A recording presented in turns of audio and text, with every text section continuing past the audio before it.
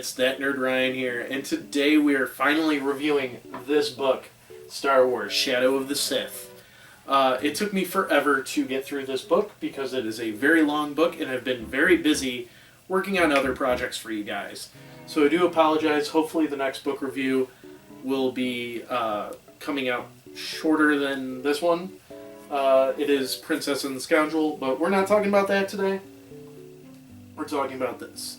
So this book takes place about 14 years before, 14 years before The Force Awakens, or 15 years after the Return of the Jedi. So basically this story follows a multitude of people on one quest and one quest only.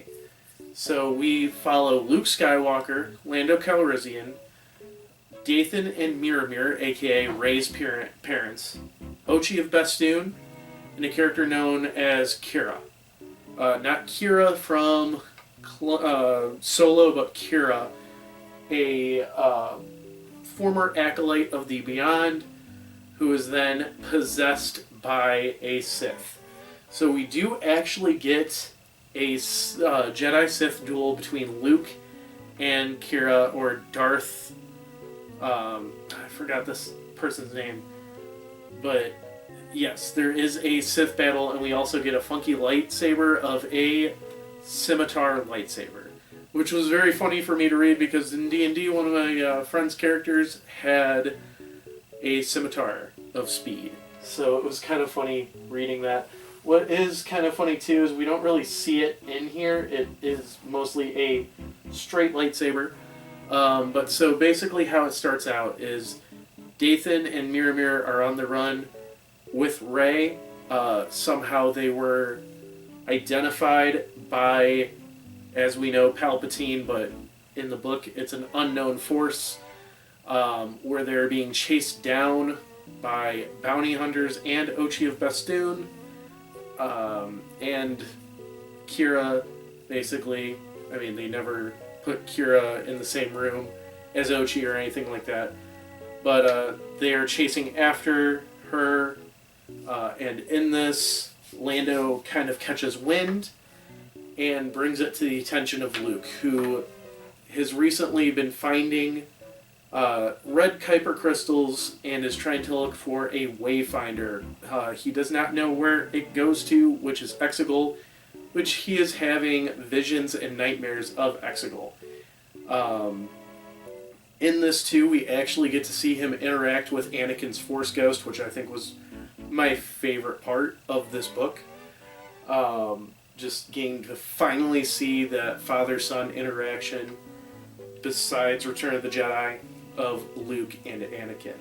And it's supposed to be Hayden Christensen Anakin. It kind of states in the book. It says it's a younger Anakin and stuff like that. But yeah, so Lando goes and tells Luke about this. Luke kind of realizes that like he has to jump on it.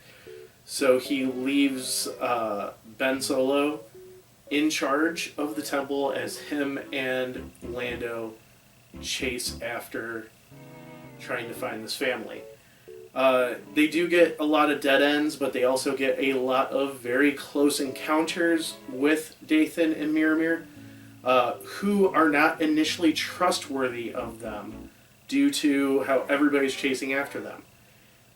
During one of their first actual meetups that Lando interacts with them, they get attacked by a droid armada, ran by Kira, who then has her first lightsaber fight with Luke. Then Lando has to try to evacuate with R2. They end up beating Kira for the first time. The family gets away and then jumps early. So they then have to meet Komat, who is a former acolyte of the Beyond, who finds out where their ship went, and also that Kira is also an acolyte of the Beyond. In this, Luke decides to go after Kira, and Lando and Comat track down Dathan and Miramir. As he tracks them down, Ochi also tracks them down. They make a way, or get away with Ochi's ship as Comat and Lando kind of fend everybody off. And Luke fights Kira, or Kiza, I think it's, let me see really quick. I keep saying Kira, but I have a feeling it's Kiza. So let me just double check.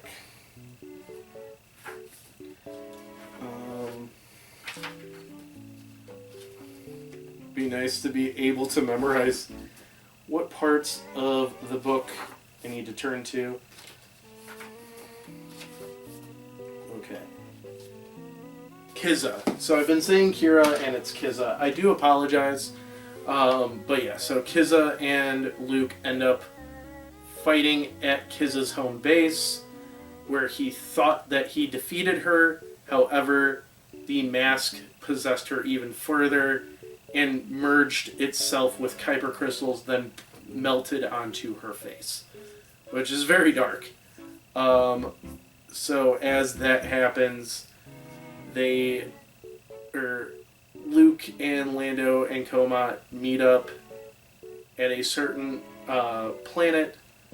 I can't remember why they went there 100%, but they do end up seeing Kiza come back as Lando chases after Dathan and Miramir. Lando figures out that they're going to Jakku. Dathan and Miramir kind of have that same logic that Obi-Wan has with Luke of it's the safest place to go is the place you'd least expect, being your home. So they drop Rey off with Unkar Plutt because he's the only trustworthy one there, and then fly off, then get captured by Ochi and murdered, who he then murders his other two counterparts, then goes to Pisana, thinking that that's where Rey is, and dies.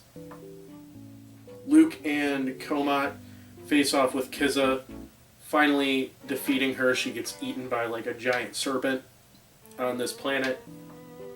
And then they meet up with Lando, do a burial for Miramir and Dathan, and then Lando kind of has to take a break, and Luke tries to catch up with the temple and Ben and everything.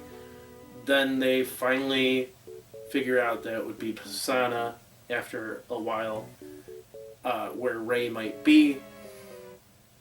They can't find her, and Lando decides to stay on Pisana as Luke goes back to the temple. So with this book, there are three things that I think are thought of with this book. If it fixes these are three questions that I feel this book should answer. Does it fix anything in Rise of Skywalker? Does it add anything to the lore/sequel trilogy mainly? And then does it add anything to the characters of Luke or Lando? So for does this fix Rise of Skywalker? It explains a lot in Rise of Skywalker. I don't feel it fixes it. If anything, we'll talk about character development for Lando. It does ruin something. But, I mean, it does explain a lot. It does not justify things that happen in the movie. So, does it add to the lore? Yes, we get to learn about an ancient Sith, a different type of lightsaber, certain planets, how Rey lost her parents, how Lando ended up on Pisana, how Luke figured out about Rey, and I was thinking last night too how Kylo knew about Rey, because she was never named anything besides the girl to Luke and Lando, but when Luke figured out that Rey's from Jakku, he probably clicked, oh, this is that girl from 15 years ago. And when Lando met Rey, it probably clicked that, oh, this is that girl from 15 years ago. We also get the lore of Lando's lost daughter, her name. It probably is Jaina, let's just say that. And, yeah, I mean, her name's not Jaina in the book, but it's probably Jaina. And then, what does this add for Luke and Lando's characters? Luke gets a lot of cool Jedi moments. We also get to kind of see him at his prime, or just past his prime. We also get to kind of see how he treats Ben, and how that can be added to the downfall. I mean, he did treat him more like a nephew than a student. And then we also see that he does hold Ben back a lot. Not sure if it's because he's worried that he's going to lose his nephew, or if he just doesn't think Ben's ready. For Lando, we get to see his inner struggle, inner monologue a lot, which is great. But also, this is what I mean by it kind of ruins the character a little bit more, is that Lando stayed on Pisana, or in Pisana's sector, for 15 years. Which kind of, like, doesn't feel right. I mean, they do kind of explain it. Adam Christopher does explain it pretty good in the book, why Lando wants to stay there. It is kind of a Zen thing, but at the same time, it's like, you kind of are figuring out about the First Order, and then you figure out that your best friend's son, who is basically a nephew to you, has fallen to the dark side, and you're not going to help at all. You're just going to chill on Pisana. I felt that was kind of wrong, but I mean, that's it. So, in answering those 3 questions, it did a pretty good job, but I do feel that this book does kind of do Lando a disservice at the end. I do feel like that. I also think that the development of Ochi in this book is completely different than how he is in the comics. I mean, I get it. It's years later, so I'm fine with that. People change over years, especially if it's for the worse. You can totally see that on there. And then there's really no other classic characters or legacy characters from this book. Everybody else is original besides like R2. But the real question, which I've heard many people say, is it the best Star Wars book that's out? There were times where I was really enjoying this book and really getting into it, and then there was times where I was like, I need to take a break. So I don't think it's the best Star Wars book. I think it is up there for a very good one. But yeah, so I'm going to give this book a 8.5 out of 10. So if you haven't read it yet, pick it up, check it out, and definitely leave a like, comment, subscribe, ring that bell, and follow me on all my social media down below. It's That Nerd Ryan, signing off.